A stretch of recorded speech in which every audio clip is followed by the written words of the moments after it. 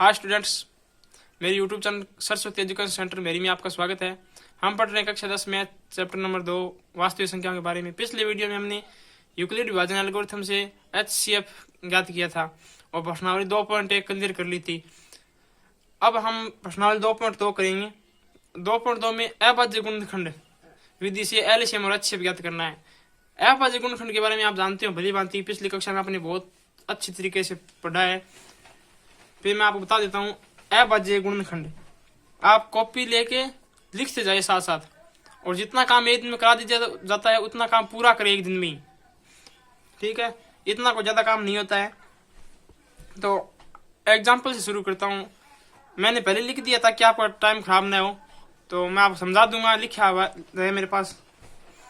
तो 5005 इसका अभाज्य गुणनखंड करना है। तो अभाज्य गुणनखंड करने के लिए हमें अभाज्य गुणनखंड करने के लिए सबसे पहली बात हमें छोटी से छोटी संख्या का भाग देखना। अगर उसमें भाग नहीं जाता है तो फिर उससे बड़ी संख्या का, फिर उससे बड़ी का, ऐसे करना है। तो ये देखो विषम संख्या है, विषम संख्या में 2 का भाग नहीं जाता है तो हमें 3 का भाग दे के देखना पड़ेगा।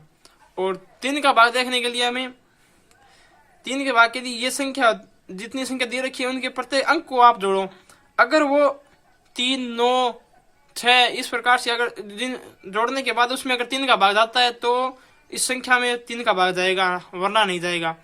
तो 5 और 5 10 हो गए, 10 में 3 का भाग नहीं जाता है तो फिर उससे बड़ी संख्या 4 का भाग नहीं जाएगा, क्यों 2 का नहीं जाता है। तो फिर 5 का देखो 5 का आराम से चला जाएगा। 5 का भाग केवल उन्हीं संख्याओं में जाता है जिनके अंत में 0 और 5 हो। तो यहाँ अंत में 5 है तो 5 का भाग आराम से चल जाएगा।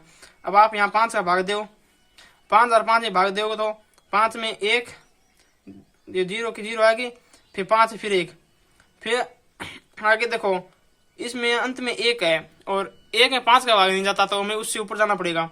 6 का भाग जा नहीं सकता क्योंकि सम संख्या में जाता है 6 का भाग, और वैसे भी 2 का 3 का नहीं गया तो 6 का जा ही नहीं सकता। तो 7 का भाग देंगे। देखो आप 7 का भाग दोगे तो 7 कम 7 और बच्चे 3, और ये को 30, 7 28, बच्चे 2 21 हो गए, और 3 7 21 हो गया। फिर 143, फिर इसमें 7 का भाग देके देखो नहीं जाता, 7 का 14 में चला जाएगा, यहाँ के 3 रह जाएगा। फिर 8 का नहीं जाएगा, 9 का नहीं जाएगा, 10 का भी नहीं जाएगा। फिर 11 का भाग देके देखो आप 11 का भाग दोगे तो 11 का भाग देंगे हम। 11 का भाग देंगे तो 11 कम 11 है, और फिर 3 शेष आएगा, और 3 ये 33 में 11 का भाग 3 बार चला जाएगा। फिर बच्चे 13 अभाज्य संख्या है, अभाज्य संख्या में उस स्वयं का भाग जाता है तो 13 का भाग 13 में 1 बार, ठीक है। फिर देखो अब इसको अभाज्य गुणनखंड के गुणनफल के रूप में लिखना है। एग्जाम्पल में हमें कहा गया है। तो 5 और 5 बराबर, अब ये जो अभाज्य गुणनखंड आए हैं इनका गुणा करना सभी को, 5 × 7 × 11 × 13, तो ये अभाज्य गुणनफल के गुणनफल के रूप में हम लिख दिया। फिर आगे हमने बताया कि एलसीएम और HCF याद करना। तो फिर आगे वाला एग्जांपल में हमें दे रखा है 144, 180 और 192 के एलसीएम और HCF अभाज्य गुणनखंड विधि से करना है। पिछली वीडियो में हमने HCF ज्ञात किया था यूक्लिड विभाजन एल्गोरिथम विधि से, और यहाँ अभाज्य गुणनखंड विधि से करना है। तो अभाज्य गुणनखंड विधि से हमें अभाज्य गुणनखंड करनी है।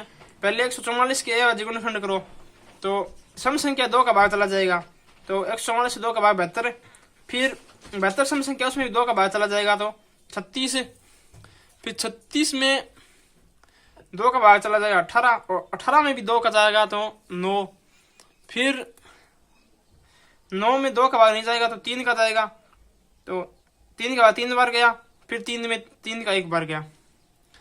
फिर अभाज्य गुणनखंड के रूप में लिख दिया 144 बराबर 2 × 2 × 2 × 2 × 3 × 3।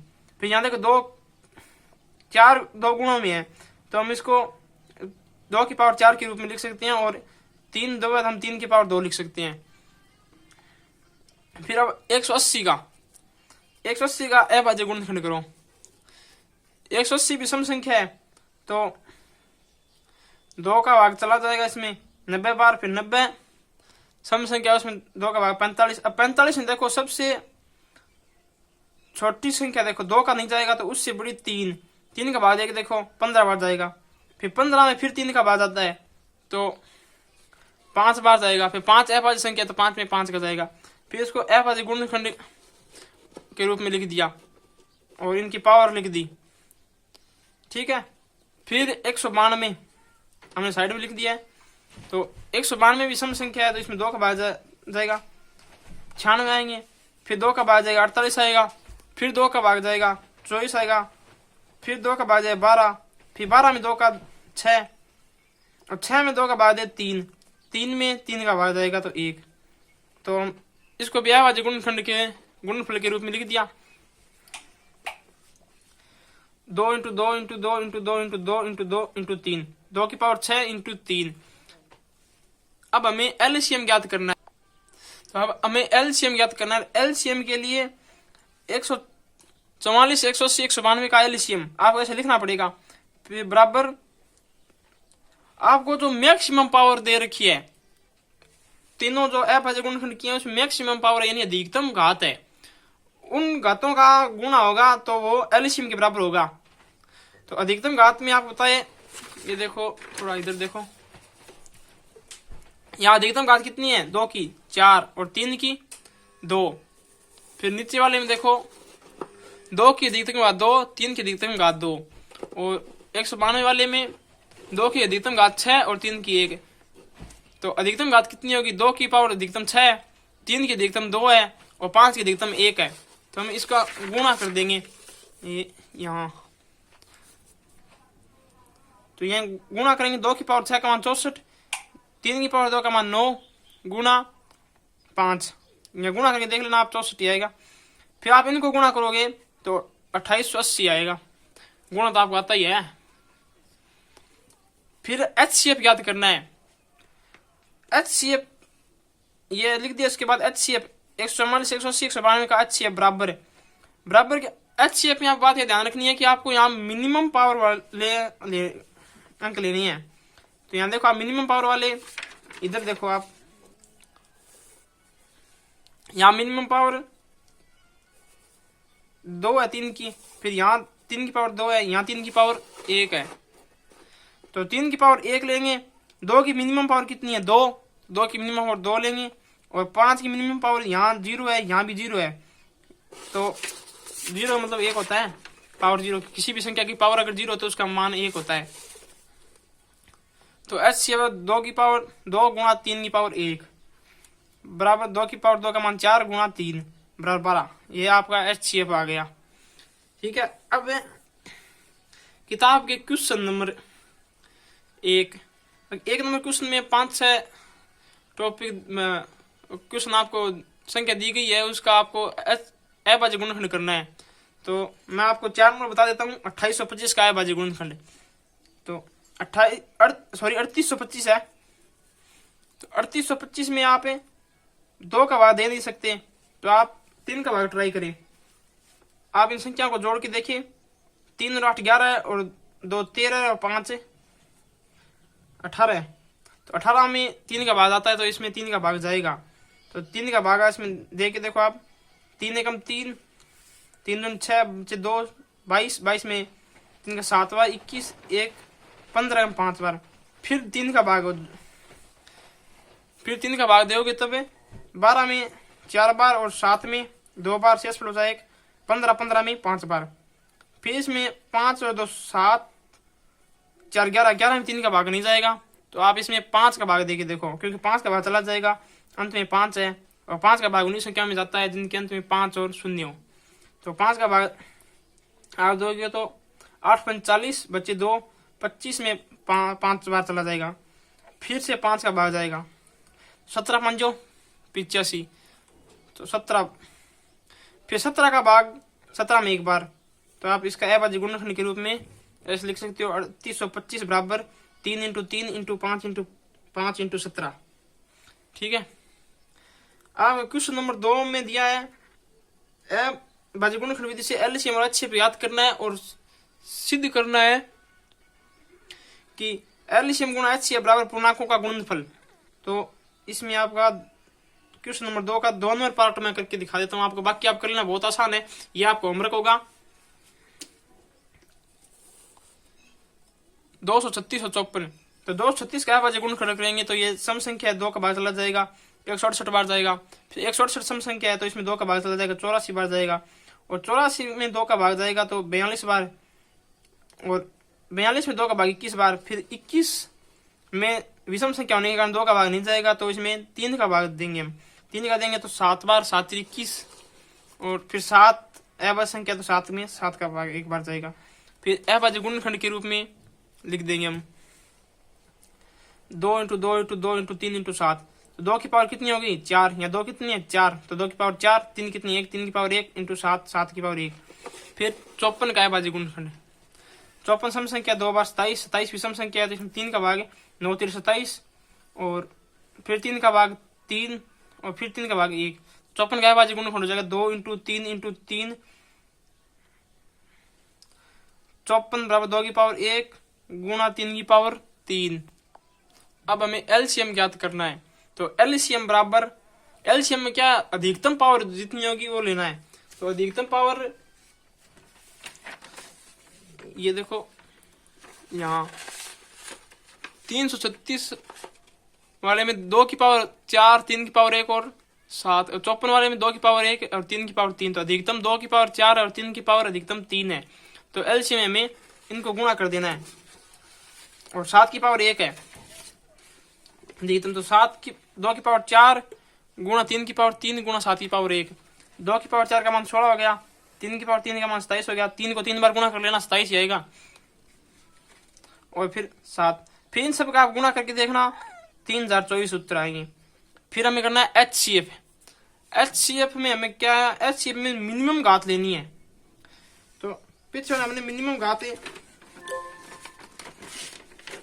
यहाँ देखो, यहाँ मिनिमम घात 3 की मिनिमम घात 1 है, और 2 की मिनिमम घात भी 1 है, और 7 की मिनिमम घात 0 है। तो 3 की घात, 2 की घात 1 और 3 की घात 1, तो 2 × 3 6 हो गए। तो अब सवाल में क्या पूछा गया है कि हमें सिद्ध करना है एचसीएफ गुणा एलसीएम बराबर पूर्णांकों का गुणनफल। जो हमें पूर्णांक दे रखे 336 और 54, उसका गुणा एचसीएफ और एलसीएम, तो एचसीएफ 6 और एलसीएम 3024 है, उसका गुणा बराबर होना चाहिए। तो हमें सिद्ध करना है एचसीएफ गुणा एलसीएम बराबर पूर्णांक का गुणनफल, ऐसा आपको लिखना पड़ेगा। फिर आप एलएचएस साइड ले लेना, लेफ्ट हैंड साइड, एचसीएफ गुणा एलसीएम बराबर, एचसीएफ एलसीएम मान कितना है 3024 गुणा एचसीएफ का मान कितना है 6, तो आप इनका गुणा कर देना। तो गुणा करोगे तो 6 चौक 24, 6 दूनी 12 और 2 14, 0, तो एक असल वाली यहाँ लगी, फिर 36 18। फिर आरएचएस साइड में आप देखो पूर्णांकों का गुणनफल, पूर्णांकों का गुणनफल करना 336 गुणा 54, तो आप इनका गुणा करोगे तो 18,114 आएगा। गुणा करके देखना, आप रफ कॉपी में अलग से करना है, इस कॉपी में नहीं करना है। और फिर समीकरण 1 और 2 से स्पष्ट है कि एचसीएफ गुणा एलसीएम बराबर पूर्णांकों का गुणनफल, यही सिद्ध करना है। तो इसमें आपको 5 सवाल दे रखे हैं दूसरे सवाल में, तो वो आपको सभी सवाल करने हैं घर पे। तो सवाल नंबर 2 कंप्लीट हो गया। अब सवाल नंबर 3 में क्या कहा है, अभाज्य गुणनखंड विधि द्वारा निम्नलिखित पूर्णांकों का महत्तम समापति और लघुत्तम समापति ज्ञात कीजिए। तो हमें जो दिए गए पूर्णांक है इनका महत्तम समापति यानी एचसीएफ और लघुत्तम समापति यानी एलसीएम ज्ञात करना है। वो आप आराम से कर लोगे, कोई दिक्कत नहीं, ये आपको होमवर्क आपको करके देखना है। फिर आगे सवाल नंबर 4 बताता हूँ आपको, ये कुछ दिक्कत करने वाला है। तो बता, किसी खेल मैदान के वर्ताकार पथ पर मैदान का एक चक्कर पूरा करने में रमन को 18 मिनट लगते हैं, जबकि वर्ताकार पथ पर मैदान का एक चक्कर पूरा करने में अनुप्रिया को 12 मिनट का समय लगता है। माना कि दोनों एक ही स्थान से एक ही समय पर चलना प्रारंभ करते था, एक ही दिशा में चलते हैं, तो बताइए कितने समय बाद दोनों पुनः प्रारंभिक स्थान पर मिलेंगे। तो देखो, आप पहले लिख लेना, दिया है रमन द्वारा वर्ताकार मैदान का चक्कर पूरा करने में लगा समय, रमन कितने समय में करता है 18 मिनट, तो आपको ये लिख दिया। फिर नीचे लिखा अनुप्रिया द्वारा इसी मैदान का एक चक्कर पूरा करने में लगा समय 12 मिनट दे दिया। फिर ये क्या कह रहा है, दोनों का प्रारंभिक स्थान पर मिलने का कितने समय बाद मिलेंगे, तो मिलने का समय ज्ञात करने के लिए हमें दोनों का एलसीएम ज्ञात करना पड़ेगा। यानी ये दोनों 18 मिनट लगती है रमन को और 12 मिनट अनुप्रिया को। तो 18 मिनट रमन पहुंच जाएगा उसी स्थान पर, लेकिन अनुप्रिया नहीं पहुंचेगी। तो ये दो दे रखे हैं हमें, मिनट दे रखी है, इनसे बाद में मिलेंगे। तो बाद में मिलेंगे नहीं, इनसे दोनों से बड़ी संख्या आएगी, और बड़ी संख्या के लिए हमें एलसीएम ज्ञात करना होता है। तो आपको इनका एलसीएम ज्ञात करना है दोनों का, 18 और 12 का। यह बहुत आसानी से कर लोगे, ठीक है। अब आपको सवाल नंबर 5 नंबर सवाल क्या कह रहा है, एक संगोष्ठी में हिंदी, अंग्रेजी, गणित में भाग लेने वाले प्रतियोगियों की संख्या क्रमशः 60, 84 और 108 है। यदि प्रत्येक कमरे में बराबर संख्या में एक विषय के प्रतियोगी बिठाया जाए तो आवश्यक कमरों की न्यूनतम संख्या ज्ञात कीजिए। तो इसमें हमें HCF ज्ञात करना है। अब क्वेश्चन नंबर 5 में हमें जो दिया है वो लिखना है। तो आप लिखोगे, दिया है, क्या दिया है, हिंदी, अंग्रेजी और गणित में भाग लेने वाले प्रतियोगियों की संख्या क्रमशः 60, 84 और 108 है, हमें ये दी गई है। तो फिर ये क्वेश्चन वाला कहता है कि प्रत्येक कमरे में एक ही विषय के प्रतियोगियों को बराबर संख्या में बिठाया जाता है। तो बराबर संख्या मतलब जो संख्या दी गई इससे कम संख्या में प्रतियोगी बैठेंगे। तो आप ये सोचो, जो कम संख्या है उसके लिए आपको HCF याद करना पड़ेगा। तो एक कमरे में एक विषय के कितने प्रतियोगी बैठ सकते हैं, उसके लिए आपको प्रत्येक कमरे में प्रतियोगी संख्या के लिए आपको HCF याद करना पड़ेगा। तो HCF के लिए आपको अभाज्य गुणनखंड करना पड़ेगा। तो 60 का अभाज्य गुणनखंड कर लेना, फिर 84 का अभाज्य गुणनखंड और 108 का अभाज्य गुणनखंड। अभाज्य गुणनखंड आपको बता दिया है।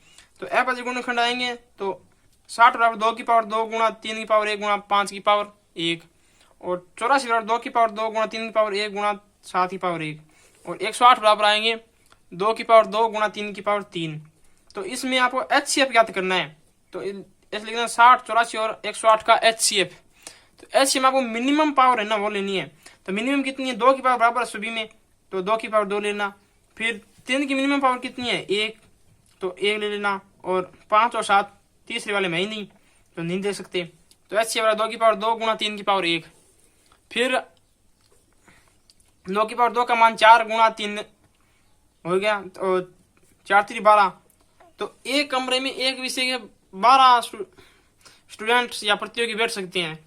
तो कमरों की संख्या याद करनी है। एक कमरे में 12 प्रतियोगी बैठ सकते हैं एक विषय के। तो हिंदी के प्रतियोगियों के लिए कमरों की आवश्यकता, आप कमरों कितनी आवश्यकता है, टोटल 60 प्रतियोगी है और एक कमरे में 12 प्रतियोगी बैठ सकते हैं। तो 60 में 12 का भाग देंगे, 60 में 12 का भाग देंगे तो कितने आएंगे, 5। तो हिंदी के प्रतियोगी के लिए कमरों की आवश्यकता कितनी होगी, 5। इसी प्रकार अंग्रेजी के प्रतियोगियों के लिए कमरों की आवश्यकता, तो टोटल प्रतियोगी 84 है और एक कमरे में 12 प्रतियोगी बैठ सकते हैं।